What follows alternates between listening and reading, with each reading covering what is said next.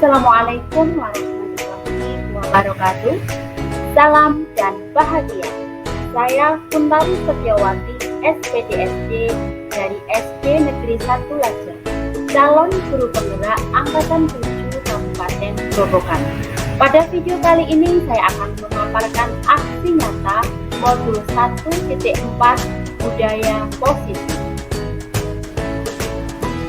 Rancangan tindakan untuk aksi nyata. Langkah yang sekolah merupakan institusi yang melakukan dan juga dengan suasana yang nyaman dan aman untuk menumbuhkan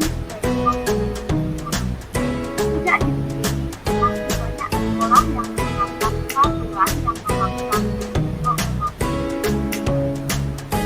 tujuan aksi nyata. 1. Menumbuhkan budaya positif melalui keyakinan kelas yang telah disepakati. Menciptakan suasana kelas serta lingkungan sekolah yang aman dan nyaman dalam proses pembelajaran. 3. Membiasakan murid menerapkan nilai-nilai profil pelajar Pancasila melalui budaya positif.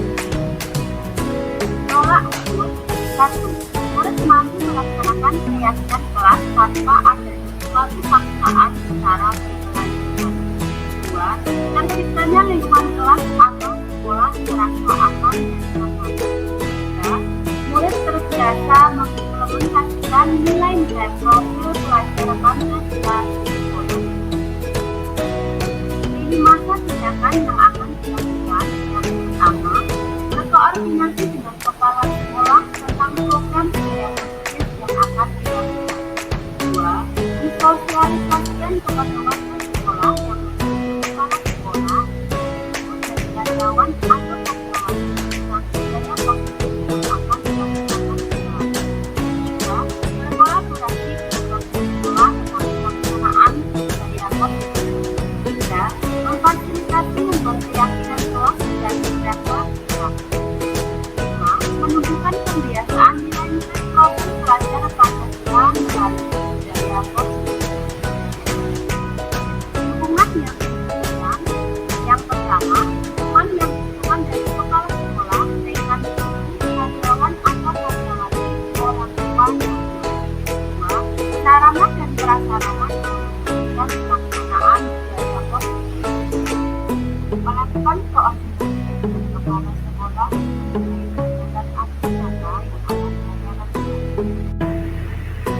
Berikut adalah sosialisasi dan penerapan budaya positif di SD Negeri 1 Lajer. Assalamualaikum warahmatullahi wabarakatuh. Waalaikumsalam warahmatullahi wabarakatuh. Selamat siang Bapak Ibu Guru semua. Salam sejahtera bagi kita semua. Yang terhormat Bapak Kepala Sekolah SD Negeri 1 Lajer, Bapak Rianto SPD. Yang kami hormati Bapak Ibu Guru dan karyawan-karyawati SD Negeri 1 Lajer. Yang saya hormati Bapak Ibu Guru SD Negeri 2 Lajer. Mengawali serangkaian acara menyanyikan lagu Indonesia Raya yang akan dipimpin oleh Ibu Untari Susi Ekowati SPD. Hadirin dimohon berdiri.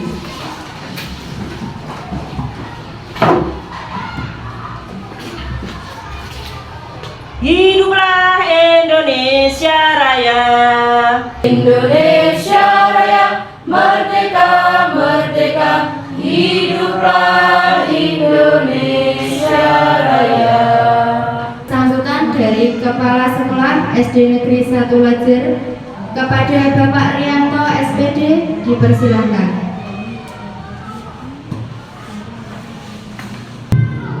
Bismillahirrahmanirrahim. Assalamualaikum warahmatullahi wabarakatuh. Bapak Ibu Guru yang saya hormati, marilah kita panjatkan puji syukur kepada Allah Subhanahu wa Ta'ala bahwasanya sampai saat ini kita masih diberi kekuatan, kesehatan, sehingga kita dapat berkumpul dalam rangka sosialisasi budaya positif.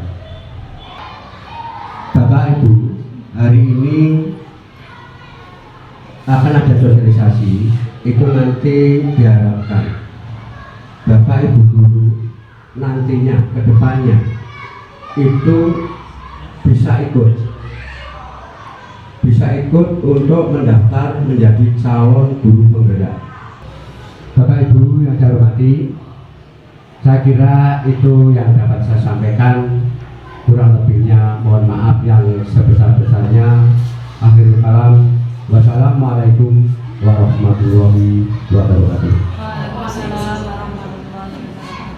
Acara selanjutnya yaitu acara inti dari sosialisasi budaya positif dari Ibu Kuntari Setiawati SPD SD, calon guru penggerak angkatan 7 Kabupaten Grobogan. Kepada Ibu Kuntari Setiawati SPD SD dipersilahkan. Assalamualaikum warahmatullahi wabarakatuh. Waalaikumsalam warahmatullahi wabarakatuh. Yang terhormat Bapak Yanto SPD selaku Kepala Sekolah SD Negeri 1 Lajer, yang kami hormati Bapak Ibu Guru SD Negeri 1 Lajer dan SD Negeri 2 Lajer. Marilah kita panjatkan puji syukur kehadirat Allah Subhanahu wa Ta'ala karena pada kesempatan siang hari ini kita masih diberikan kesehatan untuk melaksanakan yaitu sosialisasi budaya positif. Bapak Ibu yang saya hormati, saya Kuntari Setiawati SPD SD dari SD Negeri 1 Lajer, calon guru penggerak angkatan 7 Kabupaten Grobogan. Nah, terima kasih saya ucapkan kepada Bapak Ibu semua telah menyediakan waktu menghadiri sosialisasi budaya positif. Ini adalah salah satu tugas yang harus saya penuhi sebagai calon guru penggerak angkatan 7. Bapak Ibu guru hebat, nah sebelum masuk ke materi tentang sosialisasi budaya positif, silahkan Bapak Ibu mengerjakan pretest. Nanti juga ada post-test untuk mengukur kemampuan Bapak Ibu setelah menyerap materi yang saya sampaikan ini.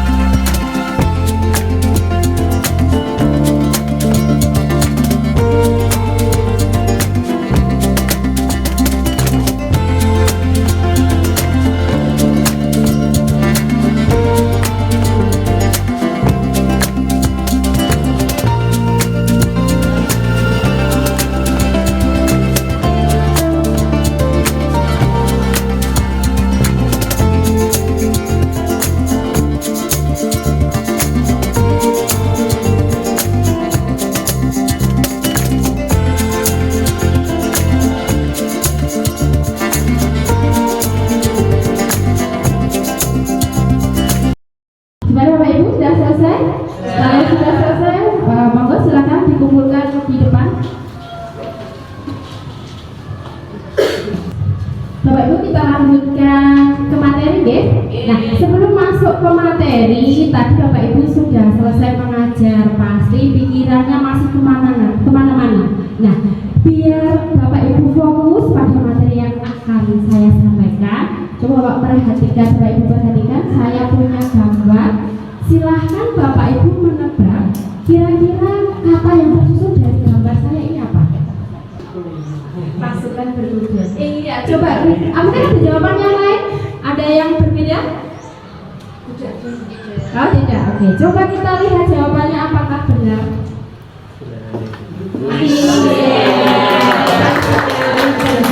Ternyata Bu Selvi yang paling fokus di antara Bapak Ibu semua. Ya sampai kalau Bapak Ibu kita lanjutkan tebak gambar yang kedua biar Bapak Ibu tadi yang masih capek mengajar pikirannya bisa fokus pada sosialisasi hari ini. Oke. Bu, siap Bu Lim ya? Maka Bu Lim. Pembuluh darah rusak. Ya, terima kasih. Pembuluh darah rusak. Pembuluh. Iya, ternyata.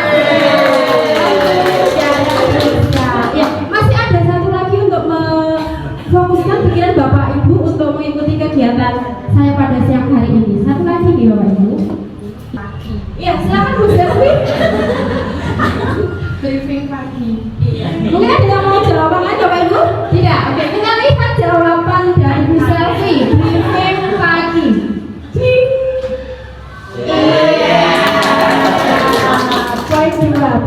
guru selfie.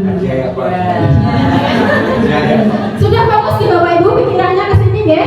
Jadi sudah meninggalkan tadi yang ada di layar 2 dan datang ke sini berarti sudah fokus. Nah, sebelum masuk ke materi Bapak Ibu, nanti biar kita itu tidak jenuh, nanti kalau saya bilang semangat pagi, Bapak Ibu jawab pagi, pagi, pagi. Kita coba ya. Semangat pagi. Pagi, pagi, pagi. Karena ini berhubung sudah siang, bukan semangat pagi lagi. Berarti semangatnya kita ganti semangat siang. Nanti kalau saya bilang semangat siang, Bapak Ibu silahkan jawab alhamdulillah luar biasa tambah membara. Oke?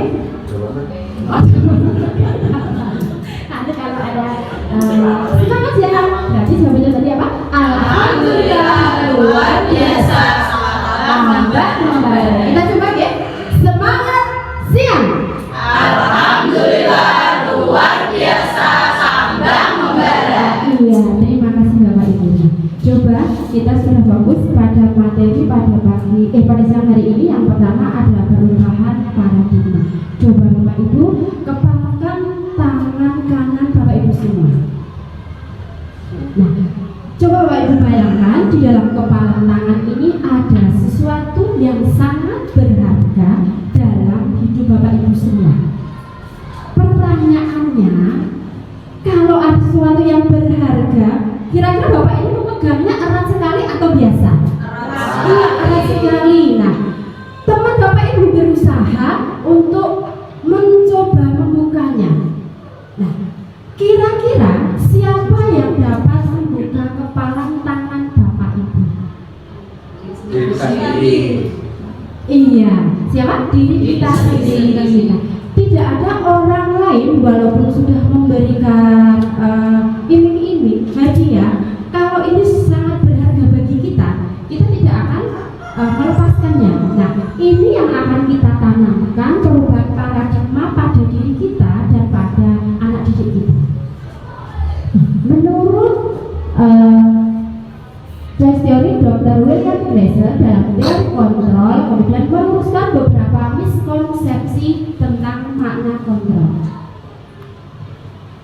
Yang pertama ada ilusi guru mengontrol murid. Nah, pada dasarnya Bapak Ibu, kita sebagai guru itu tidak dapat mengontrol anak didik untuk berbuat sesuatu kalau anak didik kita itu tidak mau mengerjakan.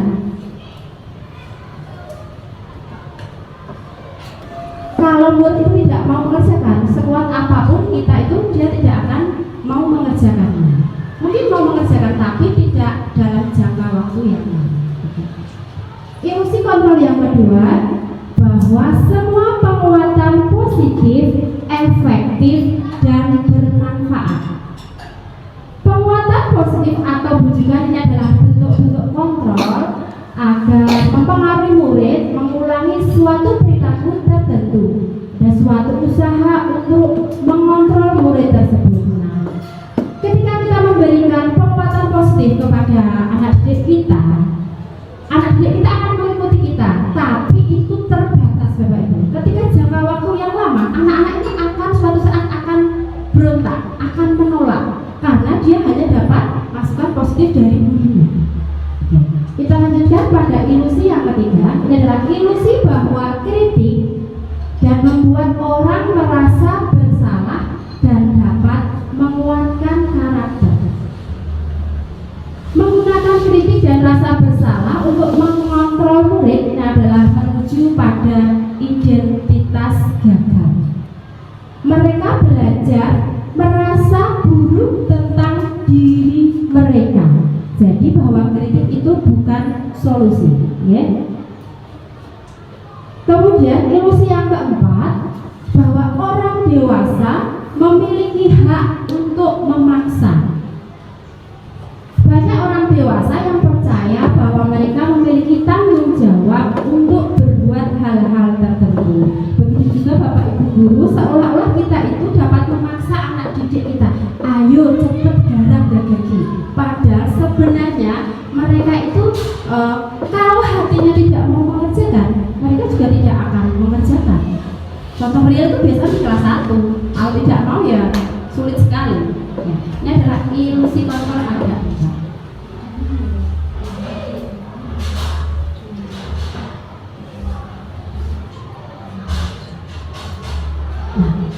bagaimana seseorang daripada stimulus tadi dapat berubah? Bila kita ingin membuat kemajuan perlahan, sedikit demi sedikit, ubahlah sikap atau perilaku Anda. Namun, bila kita ingin memperbaiki cara-cara utama kita, maka kita perlu mengubah kerangka acuan kita. Ubahlah bagaimana Anda melihat dunia, bagaimana Anda berpikir tentang manusia, ubahlah paradigma Anda, skema pemahaman dan penjelasan aspek-aspek tertentu tentang realitas. Nah, ini ada stimulus respon dan teori kontrolnya. Stimulus responnya bahwa realita kebutuhan kita itu sama, padahal teori kontrolnya tidak. Realitas kebutuhan kita itu berbeda. Yang kedua, semua orang melihat hal yang sama, pada teori kontrolnya setiap orang memiliki gambaran yang berbeda. Tiga, kita mencoba mengubah orang agar berpandangan sama dengan kita. Kita berusaha, pada teori kontrolnya, kita berusaha memahami pandangan orang lain tentang dunia. Selanjutnya, perilaku buruk dilihat dari suatu kesalahan. Ini stimulus responnya. Teori kontrolnya, semua perilaku memiliki tujuan. Jadi anak-anak apapun yang mereka lakukan pasti punya tujuan. Saya melakukan ini pasti ada tujuan yang ingin dicapai. Kemudian orang lain bisa mengontrol saya. Stimulus responnya. Pada teori kontrolnya, hanya Anda yang bisa mengontrol diri Anda. Kita sendiri yang mengontrol diri kita, bukan orang lain. Kemudian saya bisa mengontrol orang lain. Anda tidak bisa mengontrol orang lain. Ini sama tadi, bahwa seolah-olah kita bisa mengontrol murid, padahal sebenarnya kita tidak bisa. Siapa yang mengontrolnya? Murid itu sendiri. Kemudian pemaksaan ada saat rujukan gagal. Pada teori kontrol sebenarnya kolaborasi dan konsensus menciptakan pilihan-pilihan baru. Nah, ketika memberikan rujukan kepada murid, kita tidak berhasil. Pernah Bapak Ibu memaksa, ayo dan digarap? Pernah tidak? Nah, padahal teori kontrol sebenarnya adalah kolaborasi dan konsensus menciptakan pilihan-pilihan baru. Kemudian model berpikir menang atau kalah, ini stimulus responnya. Teori kontrolnya adalah model berpikir menang-menang. Nah, ini nanti yang akan kita pakai. Yang ini, model berpikir menang-menang. Ketika mendengar kata disiplin, kira-kira apa yang kita bayangkan di benak Bapak Ibu semua? Tepat waktu. Oke, Pak Suki menjawab tepat waktu. Oke, bisa. Menaati peraturan, ya boleh. Mungkin ada yang lain? Maklumin disiplin. Apa itu bisa? Peraturan, iya, peraturan yang berlaku. Nah, Bapak Ibu, kebanyakan orang ini menghubungkan kata disiplin dengan tata tertib, teratur, dan kepatuhan pada peraturan. Nah, kata disiplin biasanya dihubungkan dengan hukuman. Nek gak disiplin tak hukum, biasanya seperti itu. Padahal sesungguhnya sangat berbeda Bapak Ibu, karena disiplin positif itu sebenarnya tidak perlu memberikan hukuman. Nah, itu adalah justru salah satu alternatif terakhir atau bahkan bisa dihilangi, jangan memberikan hukuman. Nah, nilai-nilai kebajikan apa saja yang akan kita gunakan sebagai pedoman untuk menerapkan disiplin positif pada anak didik kita? Nah, pasti Bapak Ibu yang mengajar di kelas 1 dan kelas 4 sudah tidak asing dengan profil pelajar Pancasila. Nah, ini ada nilai-nilai kebajikan universal profil pelajar Pancasila. Yang pertama ada beriman, bertakwa kepada Tuhan yang Maha Esa dan berakhlak mulia. Kemudian yang kedua mandiri, bernalar kritis, berkebinekaan global, bergotong royong dan kreatif. Kemudian ada IBO, Preparedness Program,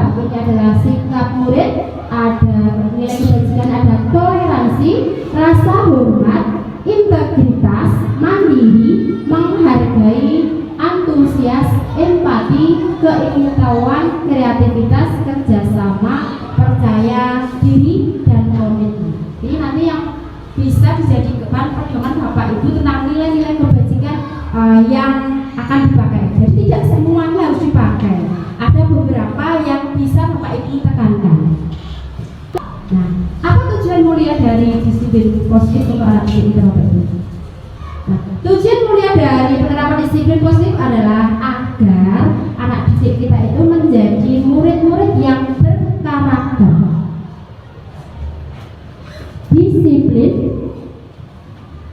santun, jujur, peduli, bertanggung jawab, dan merupakan pembelajar sepanjang hayat sesuai dengan standar kompetensi lulusan yang diharapkan. Nah, Bapak Ibu, sebelum lanjut ke materi selanjutnya, Bapak Ibu masih semangat? Oke. Semangat ya? Alhamdulillah, luar biasa, sambang membara. Iya.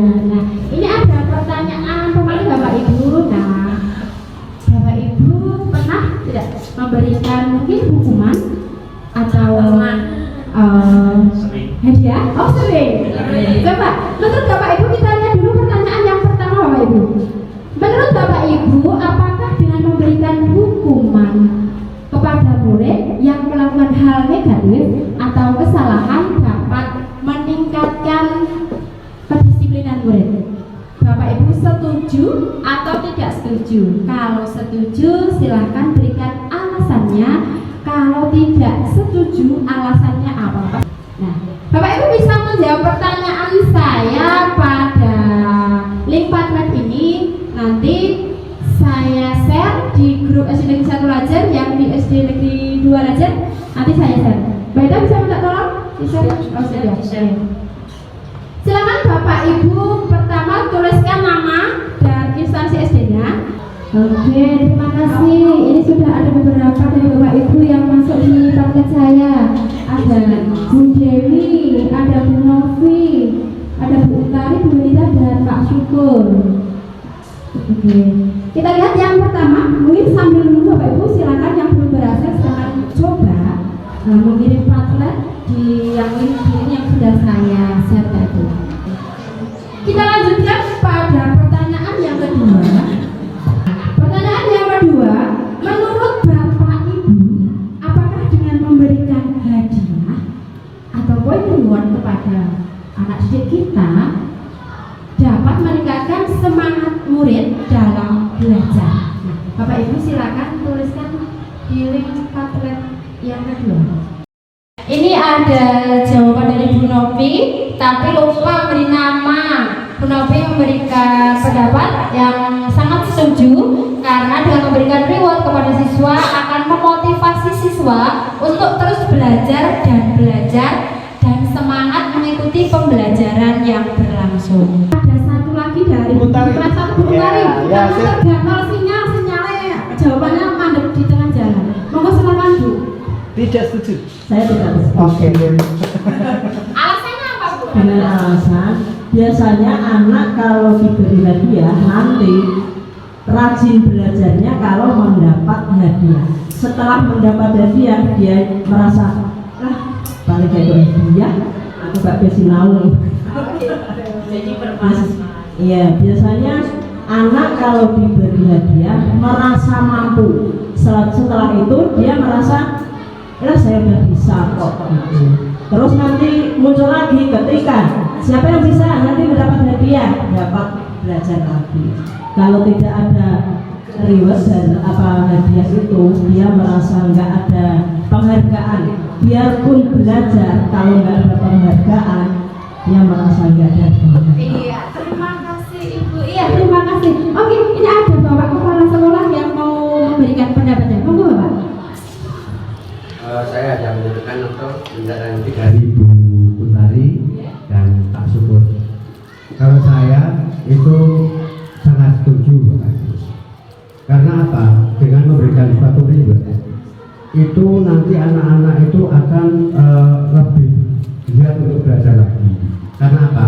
Kalau dengan alasan nanti kalau tidak diberi reward itu tidak belajar, itu saya kira tidak. Karena kita memberikan hadiah itu bukan berupa barang juga bisa. Misalnya bisa barang itu juga bisa.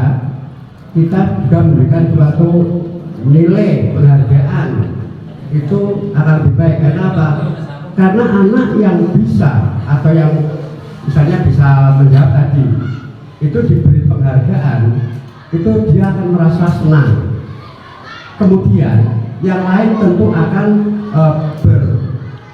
punya semangat untuk bisa seperti yang lain, mungkin bisa dengan cara pujian dan sebagainya. Itu Bapak Ibu, saya kira itu Bu dapat saya. Bapak Ibu guru hebat, kita lanjutkan lagi ya. Semangat siang. Alhamdulillah, luar biasa. Iya. Bapak Ibu yang guru hebat, ini ada penelitian bosen dalam bukunya Restructuring School Disiplin, ada 3 motivasi perilaku manusia. Jadi ini adalah dasar kenapa manusia itu bisa berbuat. Ini ada 3 motivasi. Yang pertama adalah motivasi untuk menghindari ketidaknyamanan atau hukuman. 2, untuk mendapatkan imbalan atau penghargaan dari orang lain. 3, untuk menjadi orang yang mereka inginkan dan menghargai diri sendiri dengan nilai-nilai yang mereka percayai. Ini ada identitas gagal dan identitas sukses dari ketiga tadi. Ada hukuman, konsekuensi, dan restitusi. Nah, ini masih asing ya, karena saya juga mendapatkan ilmu restitusi ini juga dari mengikuti guru penggerak ini. Karena dulu saya juga belum pernah mendengar restitusi ini. Ketika saya mengikuti guru penggerak, saya baru mendapatkan ilmu dari restitusi ini. Yang pertama ada identitas gagal, yaitu hukuman. Hukuman adalah sesuatu yang menyakitkan harus terjadi. Sedangkan konsekuensi ini adalah sesuatu yang harus terjadi.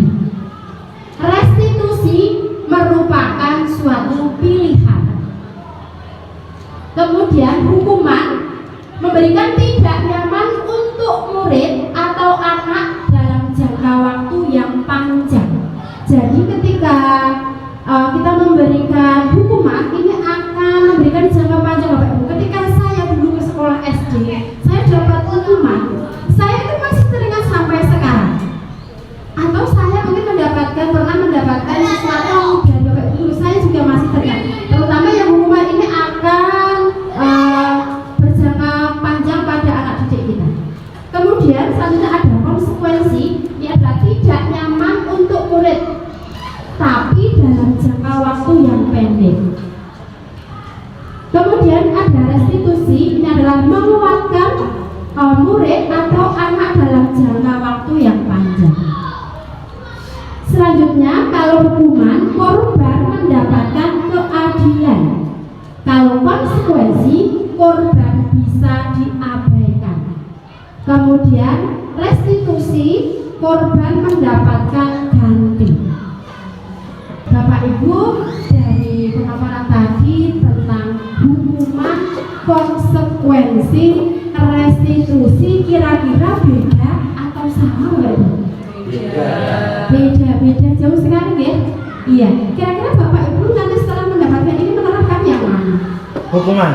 Hukuman. Bapak Ibu menerapkan yang mana? Restitusi. Nah, coba Bapak Ibu, nanti restitusi akan kita jelaskan lagi ke belakang. Kita 2 saja dulu, yang hukuman dan konsekuensi Bapak Ibu. Kali ini tidak usah menggunakan partner Bapak Ibu, karena partnernya sinyalnya agak bermasalah. Jadi kali ini kita langsung saja. Ada hukuman, tindakan hukum yang pertama ini adalah mencatat 100 kali di dalam buku kalimat karena anak ini terlambat. Penulis 100, saya tidak akan terlambat. Nek nulis peng 100 karena dia terlambat. Yang kedua, lari mengelilingi lapangan basket 2 kali karena terlambat hadir sekolah. Berarti Bapak Ibu sudah bisa memberikan hukuman dan konsekuensi ya. Kalau hukuman tadi berarti siapa yang membuat? Guru. Iya, guru. Jadi hanya guru saja. Gawe dhewe ditempel dhewe. Ayo dilaksanakan sing apa semua? Murid ya. Nah, tetapi kalau konsekuensi bedanya tadi adalah dua arah. Jadi ada dua pihak, ada anak dan juga guru. Nah, coba Bapak Ibu untuk menambah pemahaman Bapak Ibu, silakan Bapak Ibu guru amati tindakan guru ini. Menurut Bapak Ibu, tindakan yang pertama mencatat 100 kali. Saya tidak akan terlambat. Kira-kira ini masuknya yang mana? Nah, hukuman tadi, hukuman itu berbentuk fisik, menyakitkan. Kita lanjutkan pada yang keempat. Murid diminta untuk push up 15 kali karena tidak menggunakan masker ke sekolah. Apa Bapak Ibu? Iya, benar sekali Bapak Ibu. Berarti Bapak Ibu sudah komen semua pada materi yang sudah saya sampaikan. Berjemur di lapangan basket pukul 12 siang karena mengobrol dengan teman. Termasuk konsekuensi atau hukuman? Hukuman itu. Terima kasih Bu Lin. Nah, tadi berjemur di lapangan basket pukul 12 pas jam panas-panasnya anak disuruh karena mengobrol jam pelajaran. Ayo keluar, mana berdiri di lapangan basket karena kamu ngobrol dengan temanmu. Kita tuju dulu Bapak Ibu yang ini. Hukuman. Hukuman. Selanjutnya mungkin mau dibacakan Bu Guru kelas 1? Silakan.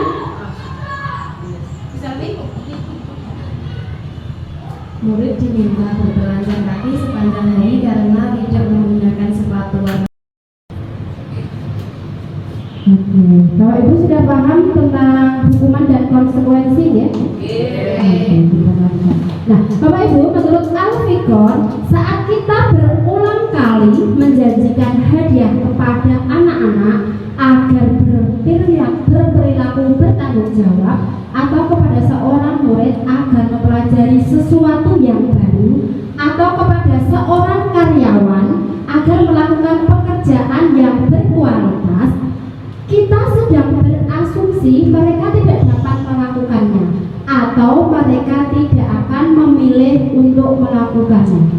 Nah, menurut Al-Fikon bahwa penghargaan maupun hukuman ini adalah cara-cara mengontrol perilaku seseorang yang menghancurkan potensi untuk pembelajaran yang sesungguhnya. Jadi proses pembelajaran pada anak didik itulah yang dimaksud penghargaan. Jadi bukan dari reward ataupun hukuman. Nah, menurut Al-Fikon ini penghargaan itu nilainya sama dengan menghukum. Yang pertama adalah penghargaan tidak efektif. Suatu penghargaan adalah suatu benda atau peristiwa yang diinginkan, yang dibuat dengan persyaratan. Hanya jika Anda melakukan hal ini maka akan mendapatkan penghargaan yang diinginkan. Jadi ketika kita memberikan penghargaan kepada anak didik ini adalah bersifat tidak efektif.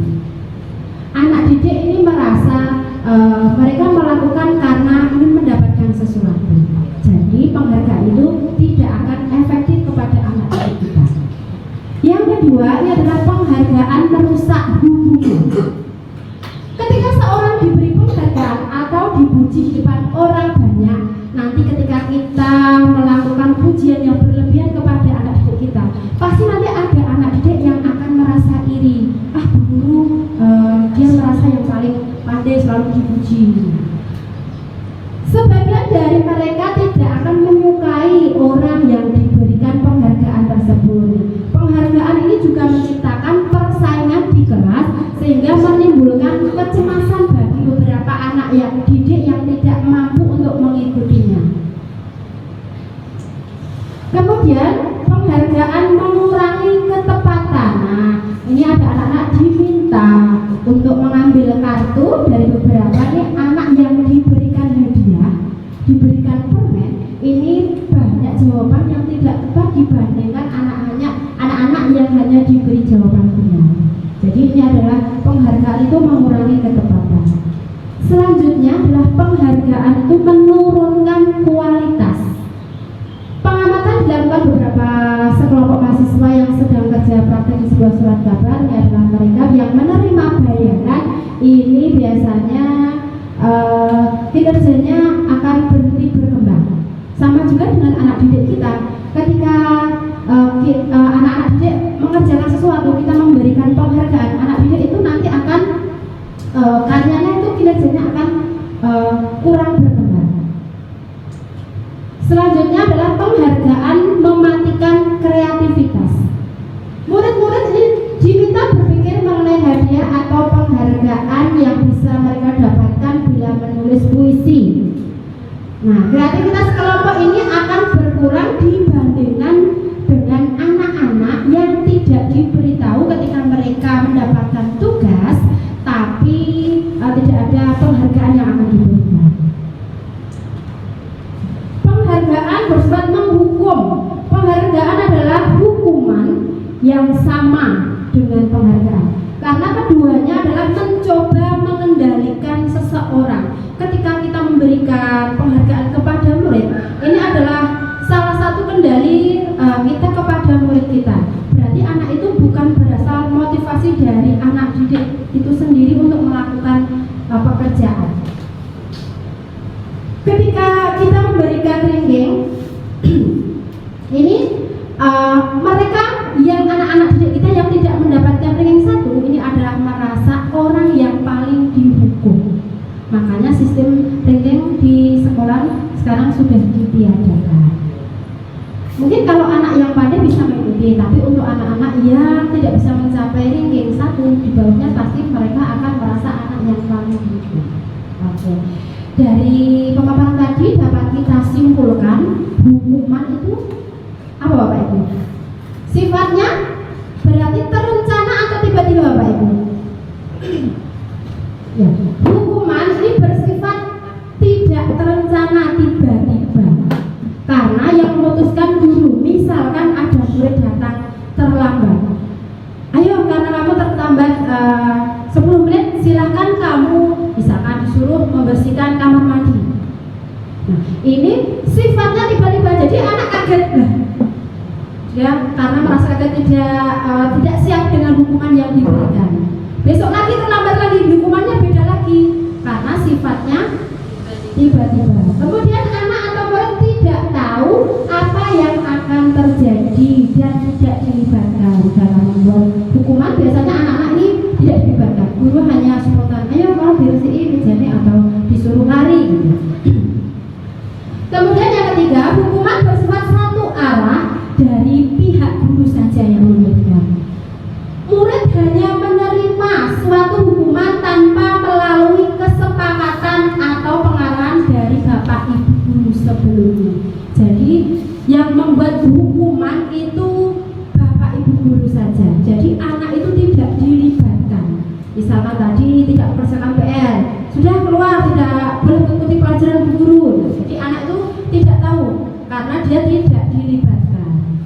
Kemudian yang keempat, hukuman yang diberikan bisa berupa fisik maupun psikis.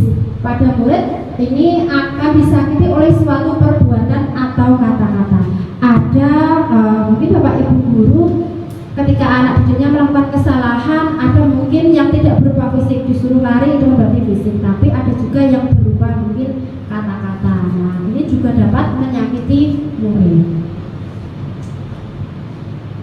Kemudian yang kedua, dapat kita simpulkan disiplin dalam bentuk konsekuensi. Yang pertama, kalau konsekuensi ini sudah terencana Bapak Ibu atau sudah dibahas dan disetujui oleh kedua belah pihak antara guru dan murid. Yang ketiga, pada konsekuensi murid tetap dibuat tidak nyaman Bapak Ibu, tapi dalam waktu jangka yang pendek. Kenapa tidak panjang? Karena dia tahu ketika dia terlambat, misalkan Bapak Ibu sudah membuat konsekuensi, misalkan konsekuensinya disuruh menulis 5 kalimat. Nah, dia tahu, oh kalau saya terlambat pasti nanti saya disuruh ini. Jadi dia akan siap. Tapi itu juga memberikan pengaruh yang tidak nyaman pada siswa, tapi hanya jangka dalam waktu yang pendek. Kemudian yang kelima, peraturan dan konsekuensi yang mengikuti ini sudah diketahui oleh sebelumnya oleh guru. Jadi peraturannya dan konsekuensinya anak-anak itu sudah tahu. Jadi anak-anak akan merasa siap, karena saya melakukan ini, saya harus melakukan ini, mendapatkan ini. Jadi anak-anak sudah siap karena mereka sudah dilibatkan dalam membuat konsekuensi. Nah, ini Bapak Ibu, yang ketiga ini adalah restitusi. Ini juga ilmu baru yang saya terima ketika mengikuti pendidikan calon guru penggerak. Restitusi ini adalah sebuah pendekatan untuk menciptakan disiplin positif. Restitusi adalah proses menciptakan kondisi bagi murid untuk memperbaiki kesalahan mereka sehingga mereka kembali pada kelompok dengan karakter yang lebih kuat. Restitusi ini juga proses kolaboratif yang mengajarkan murid untuk mencari solusi untuk masalah dan membantu murid berpikir tentang orang seperti apa yang mereka inginkan dan bagaimana mereka harus memperlakukan orang lain.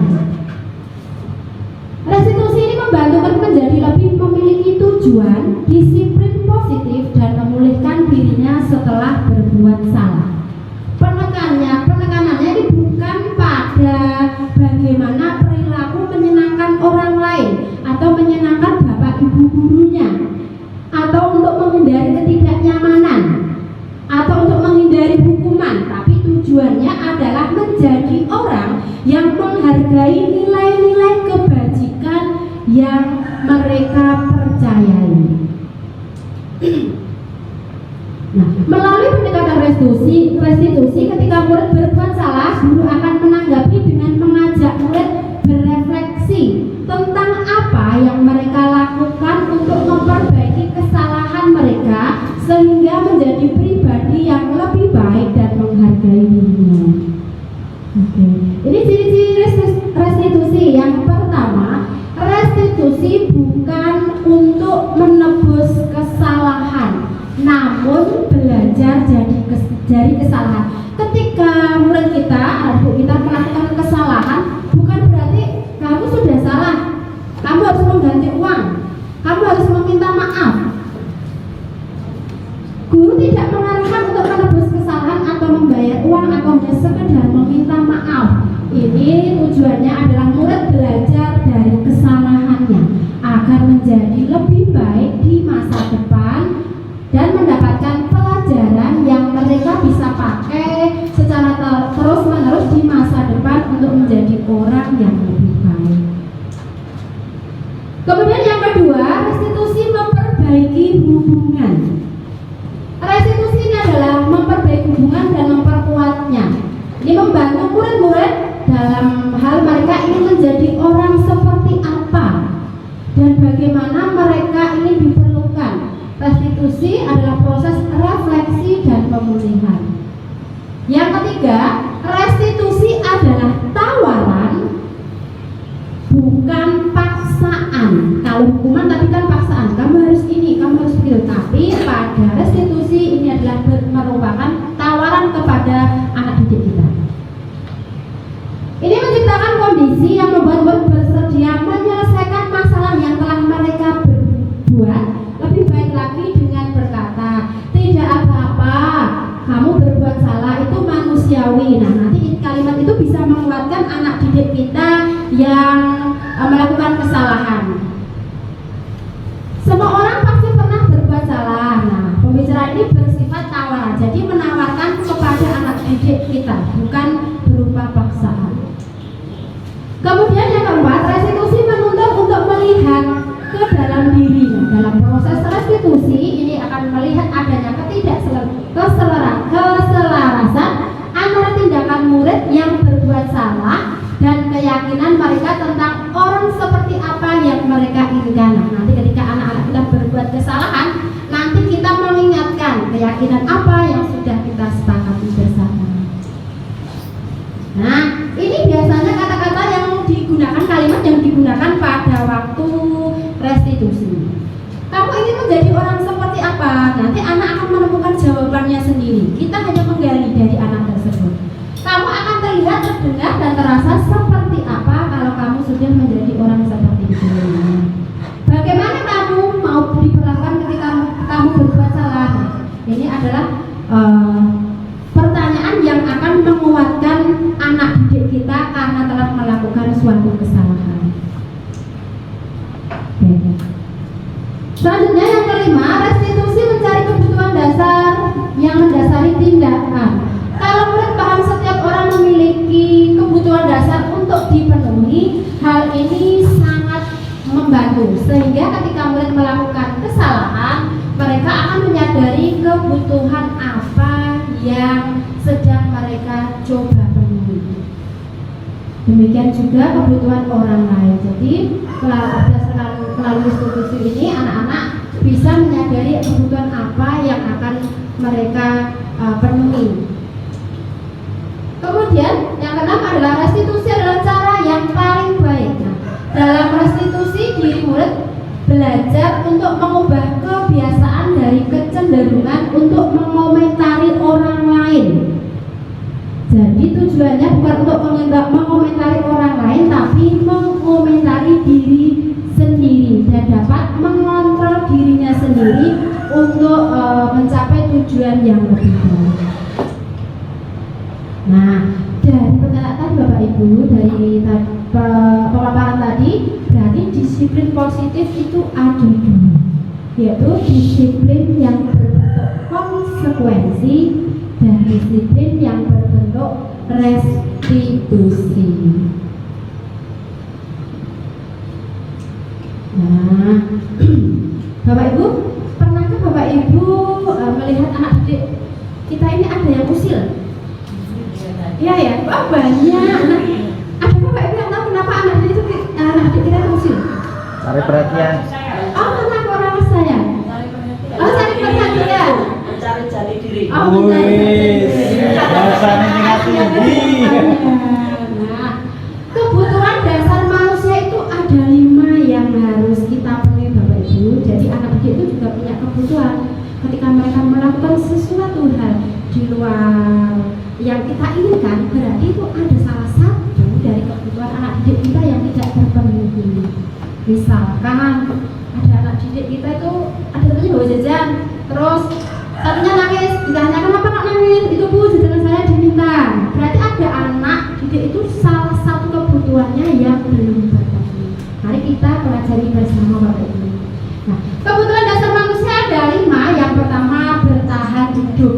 Yang kedua ada kasih sayang dan rasa diterima. Kemudian penguasaan, kebebasan, dan yang terakhir ada kesenangan.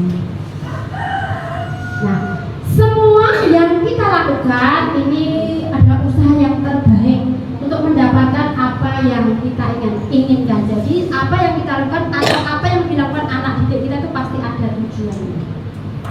Ini kebutuhan yang pertama adalah kebutuhan bertahan hidup. Contohnya ini adalah yang bersifat fisiologis untuk bertahan, misalkan makan, minum, kesehatan, rumah. Nah, ini adalah kebutuhan hidup yang harus dipenuhi. Kemudian yang kedua ada kasih sayang dan rasa diterima. Kebutuhan untuk disayangi dan diterima ini meliputi kebutuhan akan hubungan dan koneksi sosial, kebutuhan memberi dan menerima kasih sayang, dan kebutuhan untuk merasa menjadi bagian dari suatu kelompok. Nah, anak didik kita juga membutuhkan kasih sayang. Kemudian yang ketiga ada penguasaan. Ini adalah kebutuhan yang berhubungan dengan kekuatan untuk mencapai sesuatu, menjadi kompeten, pengen diakui atas prestasinya, didengarkan, memiliki rasa harga diri. Kemudian yang keempat ada kebebasan. Anak-anak dengan kebutuhan kebebasan yang tinggi menginginkan pilihan. Biasanya anak didik itu ada beberapa anak, saya tidak suka disuruh ini Bu, saya pengennya seperti itu. Nah, ini adalah salah satu kebutuhan kebebasan. Kemudian ada yang terakhir yaitu kesenangan, yaitu kebutuhan untuk mencari kesenangan, misalkan bermain dan tertawa. Nah, ini tadi ketika seseorang murid kita melakukan perbuatan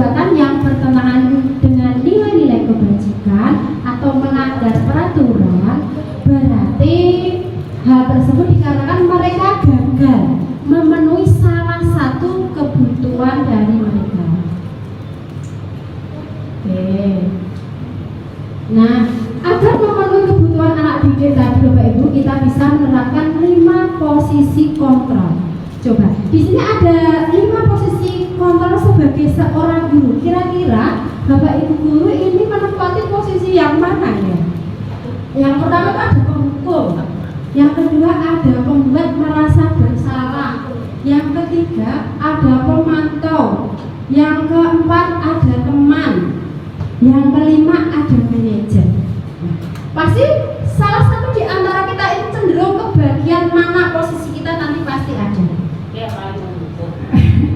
Ya, di sini nanti kita belajar bersama. Saya juga banyak sekali ilmu dari guru penggerak ini yang ternyata apa yang saya pikirkan itu ternyata salah, kurang tepat ternyata. Dulu saya juga kalau menghukum tak kira dulu itu ya benar, ternyata salah. Iya. Oke. Ini yang pertama Bapak Ibu ada kontrol guru sebagai penghukum. Seorang penghukum bisa menggunakan hukuman fisik maupun verbal. Patuhi aturan saya atau awas nanti kamu tidak boleh istirahat. Ayo kerjakan dulu, selesaikan. Ini adalah salah satu posisi kontrol guru sebagai penghukum. Yang kedua adalah membuat merasa bersalah. Jadi guru ini butuh galak, lembut. Guru akan bersuara lebih lembut, membuat rasa bersalah kepada anak didik kita. Ayo diselesaikan, apa kamu tidak kasihan sama guru?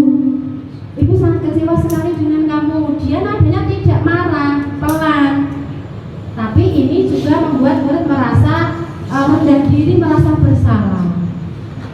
Gimana coba kalau orang tua kamu tahu kamu berbuat begini? Ini adalah contoh kalimat pada membuat posisi merasa bersalah.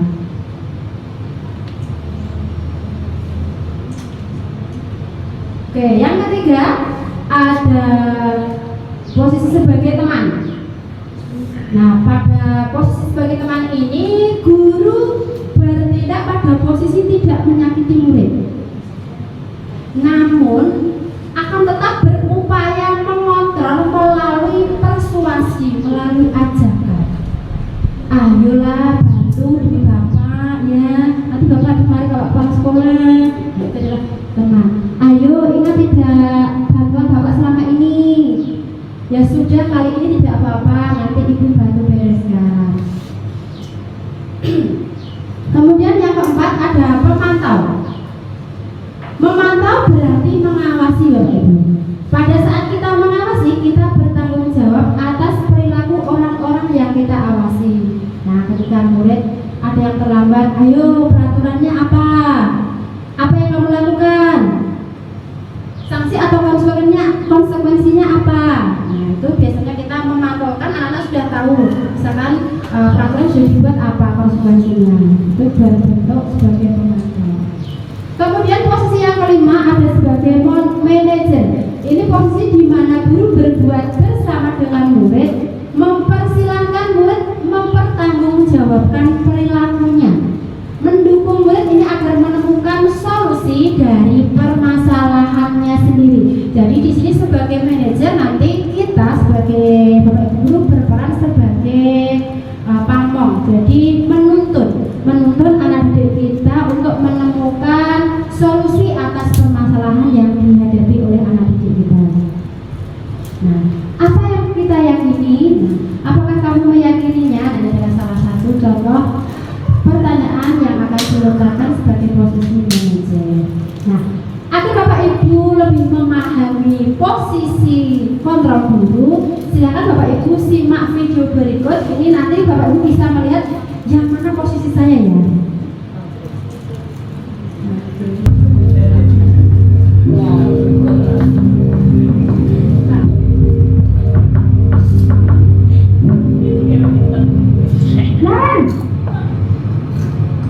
Sini kamu. Selamat pagi Bu. Selalu terlambat. Kamu Maaf Bu, saya Apa coba? Alasan kamu apa lagi? Kapan sih kamu tidak terlambat? Malah sekalian kamu jadi anak. saya Dasar pemalas. Gak kapok-kapok sih kamu. Sudah berapa kali terlambat? Sana, kamu keliling lapangan basket 2 kali. kenapa saya harus keliling lapangan basket Bu? Kenapa? Kamu ngelawan ibu. Berani-beraninya jawab. Sudah terlambat, masih berani jawab pula. Sekarang, keliling lapangan basket 5 kali sekalian. Biar kapok. Cepat, pergi sana ke lapangan basket.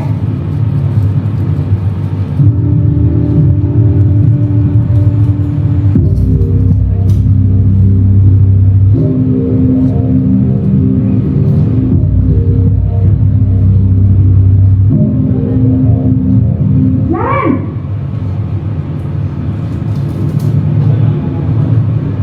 Selamat pagi Bu. Naren, kamu kenapa terlambat lagi, nak? Ya Tuhan, Naren, kamu senang ya bikin ibu susah ya?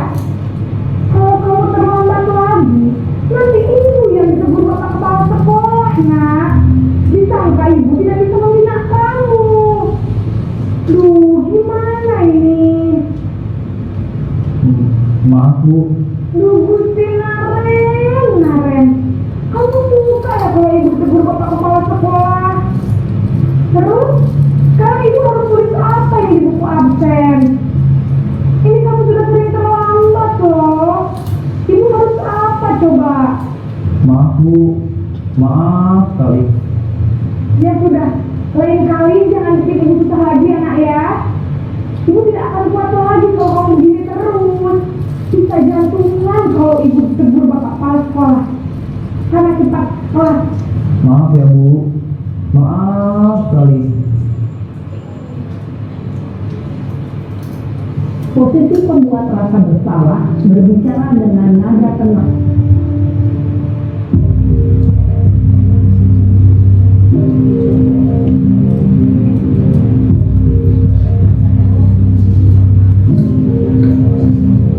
Naren!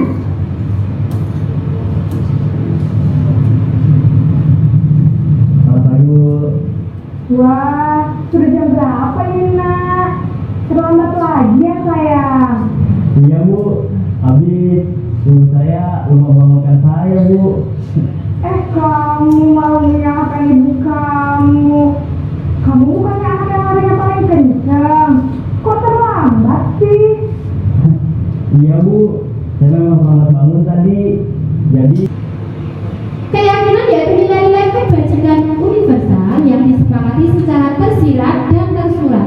Nilai-nilai kebajikan menekankan pada keyakinan seseorang akan lebih memotivasi seseorang dari dalam. Makanya ketika posisi manajer tadi ditekankan pada keyakinan nilai kebajikan apa yang ditanyakan kepada anak tadi. Keyakinan sekolah atau kelas ini nanti yang akan kita jadikan sebagai fondasi dan arah tujuan sebuah sekolah atau kelas yang akan memecahkan konflik dari permasalahan tersebut. Nah, tahapan menciptakan program kebajikan. Yang pertama, lihat daftar kebajikan yang telah disusun. Nah, daftar kebajikannya, nilai-nilai kebajikan tadi apa yang sudah kita sepakati misalkan dengan anak didik kita. Jadi ada beberapa yang kita yakini. Mungkin kalau di anak kelas 1 ya diambil yang lebih sederhana. Kemudian tentukan nilai-nilai kebajikan yang ingin dijadikan perhatian utama di sekolah. Sama, jadi ambil beberapa yang menjadi poinnya.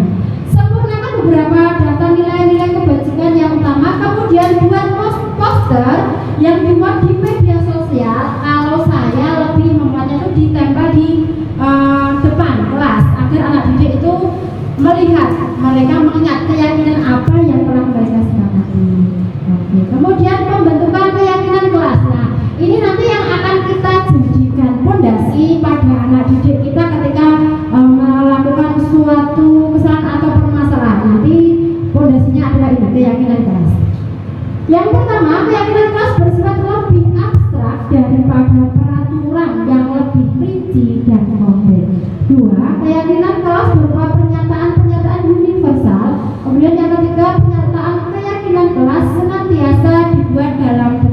positif. Keyakinan kelas hendaknya tidak terlalu banyak. Keyakinan kelas sebenarnya sesuatu yang diterapkan di lingkungan tersebut. Jadi jangan banyak-banyak supaya anak didik kita mudah mengingatnya.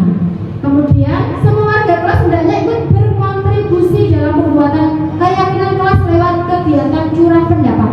Jadi anak didik kita semuanya ikut menuliskan tentang keyakinan kelas. Kemudian bersedia meninjau kembali keyakinan kelas dari waktu ke waktu.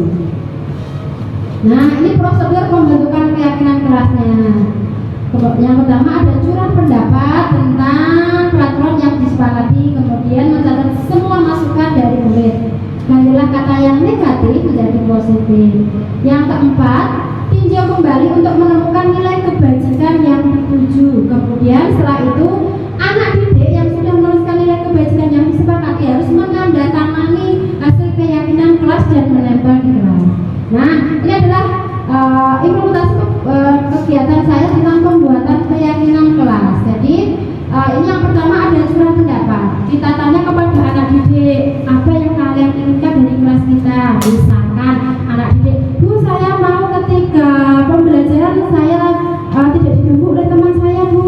Kemudian ada, Bu, saya ingin kelas saya selalu bersih, Bu. Nanti kita minta anak didik satu-satu kita memfasilitasi dengan memberikan kertas pada anak didik kita untuk menuliskan apa keyakinan kelas apa yang mereka inginkan.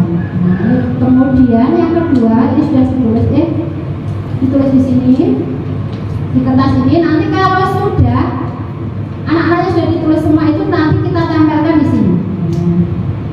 Semua boleh satu, boleh lebih, boleh. Nah, kalau sudah ditempel nanti kita bahas bersama, pasti dari anak didik satu kelas itu ada yang sama. Kalau semua kita jadikan keyakinan kelas nanti akan terlalu banyak. Jadi kita mengkerucutkan, disimpelkan, disederhanakan. Misalkan tadi ada yang bilang, Bu, saya pengen ketika saya mengerjakan tugas teman saya tidak mengganggu. Berarti nanti kita ambil nilai kebajikannya tentang apa itu? Saling menghormati. Kemudian ada misalkan ketika ada yang berbicara yang lain mendengarkan, itu kan juga sama nilai kebajikan yang akan diambil, yaitu tentang menghormati. Kemudian misalkan ada anak kita yang bilang datang tepat waktu, Bu, misalkan mengerjakan PR, menumpuk PR dengan tepat waktu, berarti nanti keyakinan yang kita sepakati adalah tentang kedisiplinan. Nah, langkah-langkah membuat restitusi ini yang pertama ada menstabilkan identitas, kemudian validasi identitas yang salah dan menanyakan keyakinan. Jadi ada 3 kegiatan dalam melakukan kegiatan restitusi. Nah, yang pertama adalah menstabilkan identitas. Teori kontrolnya yaitu kita semua akan melakukan hal terbaik yang bisa kita lakukan. 2. Validasi tindakan yang salah. Semua perilaku memiliki alasan. Jadi walaupun anak didik kita itu melakukan kesalahan, mereka itu pasti punya alasan kenapa dia melakukan hal tersebut. Kemudian yang ketiga, menanyakan keyakinan. Kita semua memiliki motivasi internal. Jadi motivasinya itu bukan dari luar tapi dari dalam. Nah, kalimat yang bisa digunakan ketika anak didik kita melakukan suatu kesalahan atau permasalahan untuk menstabilkan identitas adalah yang pertama, berbuat salah itu tidak apa-apa. Nah, tugasnya guru nanti adalah sebagai pamong, jadi menuntun anak didik tersebut untuk menyelesaikan masalahnya. Yang kedua, tidak ada manusia yang sempurna. Saya juga pernah melakukan kesalahan seperti itu. Kita bisa menyelesaikan ini. Bapak Ibu tidak tertarik mencari siapa yang salah, tapi Bapak Ibu ingin mencari solusi dari permasalahan ini. Kamu berhak merasa begitu. Apakah kamu sedang menjadi teman yang baik buat dirimu sendiri? Kemudian ada ini validasi tindakan yang salah. Bisa menggunakan kalimat ini. Padahal kamu bisa melakukan yang lebih buruk dari ini ya. Walaupun anak itu sudah melakukan kesalahan, kita bisa menguatkannya.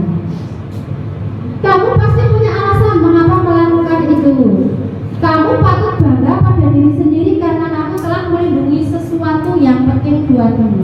Jadi ketika anak itu mungkin dalam pandangan kita anak itu berbuat salah, tapi anak itu pasti ada alasannya kenapa dia bisa melakukan hal tersebut. Kamu boleh mempertahankan sikap itu, tapi kamu harus menambahkan sikap yang baru. Kemudian yang ketiga, menanyakan keyakinan.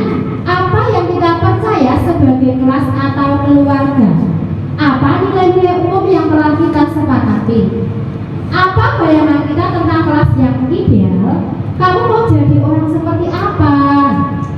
Nah, ini adalah implementasi dari segitiga restitusi yang pernah saya lakukan kepada anak didik yang melakukan kesalahan. Di sekolah kami itu kedatangan dari kampus mengajar itu ada 4 siswa ketika 4 mahasiswa ketika mereka mengajar di kelas 6 itu pasti mereka lapor ke saya dulu. Mau masuk itu mesti bilang gini, Bu, nanti minta tolong ya anak didiknya mulai diberitahu ya Bu, soalnya kalau sama saya tidak tahu nggak Bu, mesti tidak mau mengerjakan tugas. Dari masalah itu saya melakukan penerapan segitiga restitusi. Bapak Ibu silakan menyimak, nanti Bapak Ibu bisa menerapkan pada anak didik Bapak Ibu semua. Bu Kontari, tadi saya sama teman-teman itu kan habis ngajarin adaptasi di teknologi di kelas 6. Terus ada beberapa siswa yang dia rame sendiri, terus gak mau ngerjain tugas gitu Bu. Jadi mau minta tolong mereka dinasihatin gitu Bu, biar manut, biar lebih baik lagi. Oh iya, terima kasih Mbak Tika. Tadi murid saya namanya siapa saja yang rame Mbak?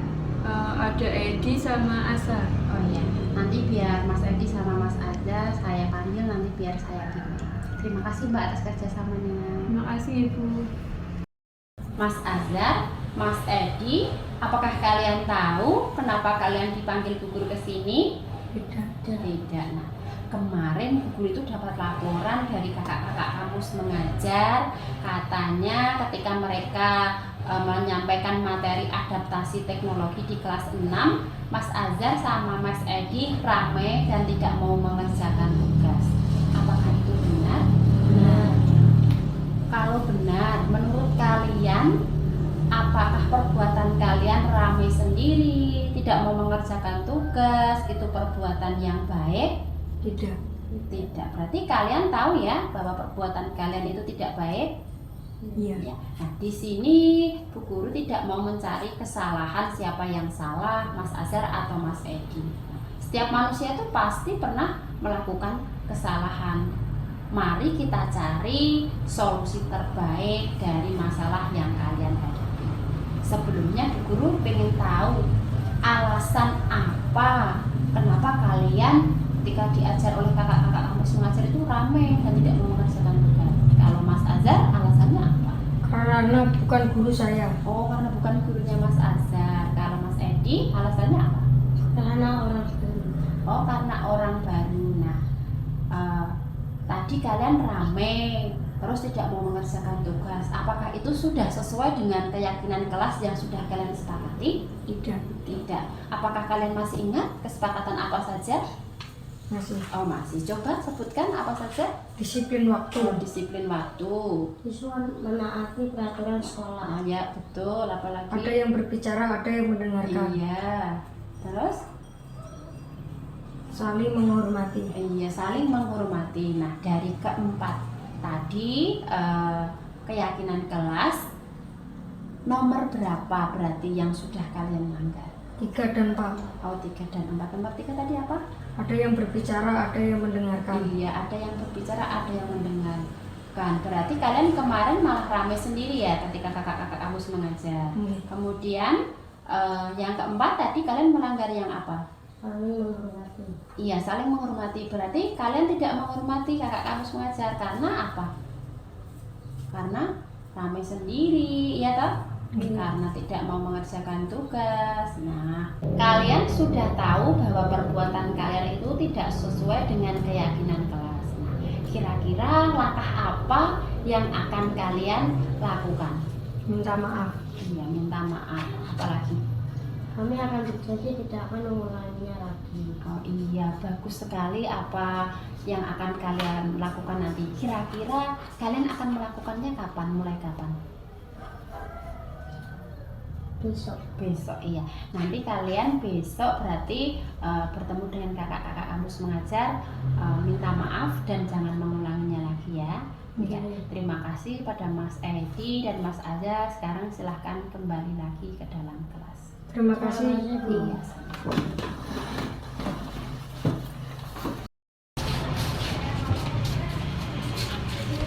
Minta maaf ya Kak. Ya, maaf nih, jangan ulangi ya. Kita maaf kita. Ya, jangan ulangin ya. Sudah, boleh sama.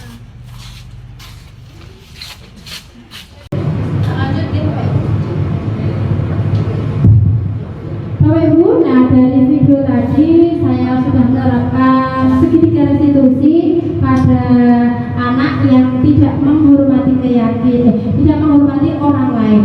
Pada kasus tadi kita nanti tinggal menanyakan pada anak didik kita keyakinan apa yang sudah disepakati. Nanti kalau ada masalah kita dapat menyelesaikannya dengan menggunakan segitiga restitusi. Oke. Selanjutnya Bapak Ibu, ini adalah sesi tanya jawab.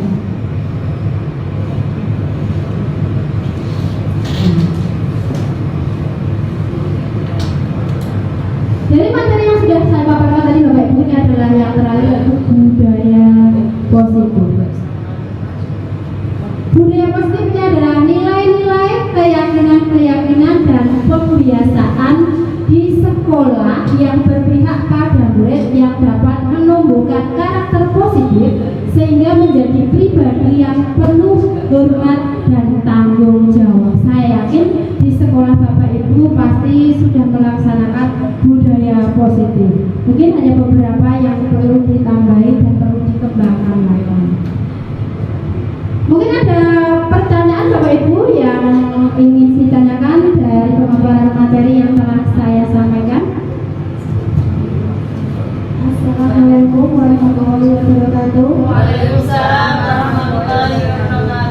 Saya Bu Dewi dari SD Negeri 1 Lajer ingin bertanya kepada Ibu Guru Kali masalah posisi kontrol. Saya mau menanyakan posisi kontrol guru yang manakah yang cocok diterapkan untuk sekolah dasar SD. Terima kasih.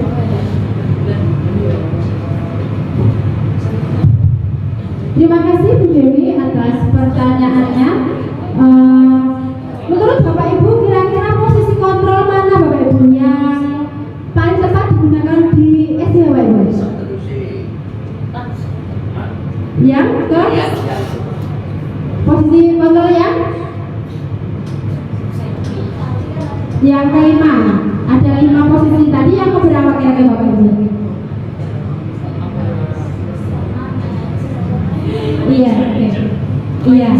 Iya, yang manajer. Nah, posisi kontrol yang paling bagus adalah yang kelima, yaitu posisi manajer, karena kita sebagai guru bukan mengatur perilaku seseorang, tapi kita membimbing anak didik kita agar menemukan solusi dari masalah yang mereka hadapi. Kemudian dapat mengembalikan murid tersebut pada kelompoknya. Tadi ada semacam keyakinan kelas, ada konsekuensi kelas.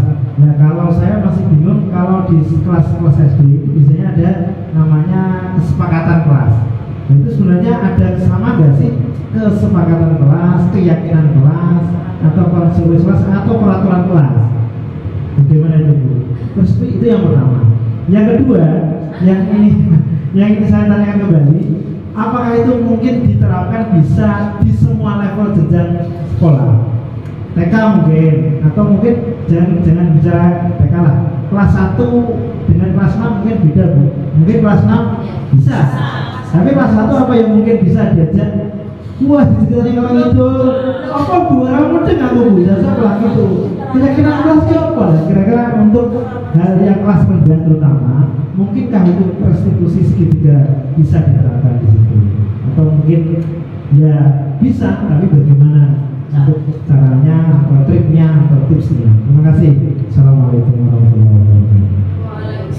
Terima kasih kepada Pak Syukur atas pertanyaan yang luar biasa dan banyak sekali.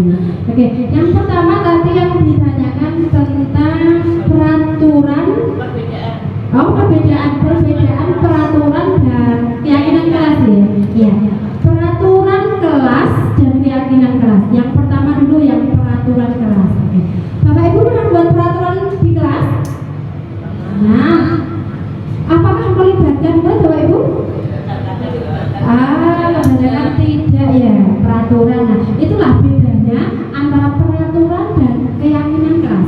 Kalau peraturan kelas biasanya itu yang membuat Bapak Ibu gurunya, dibuat, ditempel, ini peraturan buat kalian, nanti ditaati, kalau tidak nanti kamu hukum atau dapat konsekuensi.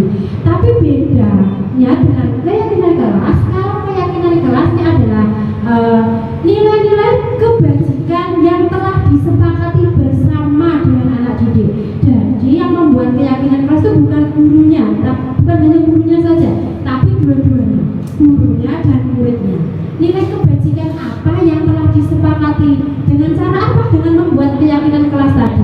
Nilainya apa? Mungkin tadi saling menghormati, kemudian mungkin disiplin, terus peduli, jujur. Nah, itu adalah salah satu dari nilai keyakinan. Jadi nanti ketika anak-anak itu melakukan kesalahan, nanti kita akan mengingatkannya kembali keyakinan kelas apa yang sudah kalian sepakati. Kemudian pertanyaan yang kedua, apa tadi Pak? Pertanyaan yang kedua, apakah bisa diterapkan di semua jenjang? Iya, ini berlaku pada semua jenjang Bapak Ibu. Jadi bisa dari TK sampai perguruan tinggi. Nah, Bapak Ibu mungkin kalau kelas 1 apa bisa Bu? Nah, berarti kalau kelas 1 ya jangan disamakan dengan kelas yang tinggi. Jadi kita kalau di kelas 1 bisa menggunakan yang lebih sederhana.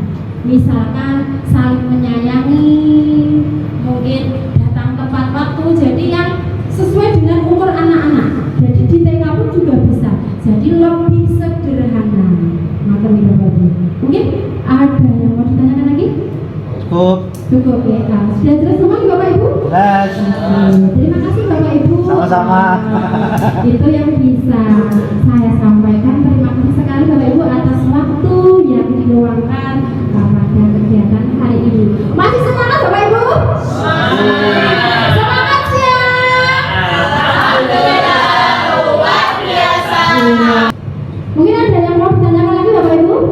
Tidak. Kalau tidak ada, nah agar lebih memahami tentang materi apa yang sudah saya paparkan tadi, silakan Bapak Ibu mengerjakan post test.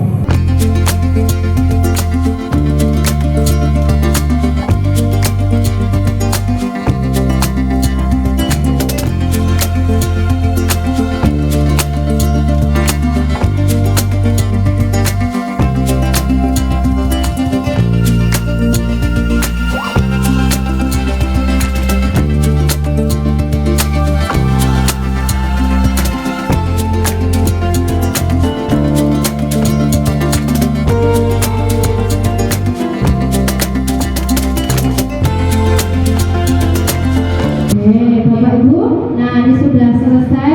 Terima kasih Bapak Ibu sudah meluangkan waktu pada kegiatan hari ini. Semoga ilmu yang kita pelajari dapat bermanfaat, dapat kita terapkan untuk anak didik kita.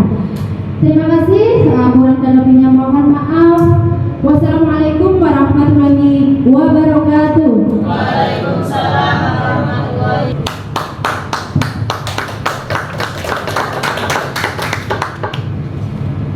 Bapak Ibu yang kami hormati, acara demi acara sudah kita jalani bersama. Sebagai wujud rasa syukur kita atas lancarnya acara pada siang hari ini, mari kita tutup dengan bacaan hamdalah bersama-sama.